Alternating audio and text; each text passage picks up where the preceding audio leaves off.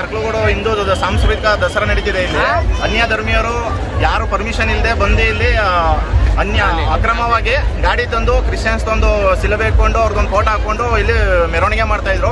ಅದ್ರ ಜೊತೆ ಏನು ಫಾದರ್ ಇದ್ದಾರೆ, ಅವರು ಎಲ್ಲರಿಗೂ ಪ್ರಚಾರ ಮಾಡ್ತಾ ಇದ್ರು. ಇದನ್ನು ನಾವು ಗಮನಿಸಿ ಇವತ್ತು ಶ್ರೀರಾಮ್ ಸೇನೆಯಿಂದ ಮತ್ತೆ ಇಲ್ಲಿನ ಲೋಕಲ್ ಬಜರಂಗ ದಳ ಎಲ್ಲರೂ ಸೇರ್ಕೊಂಡು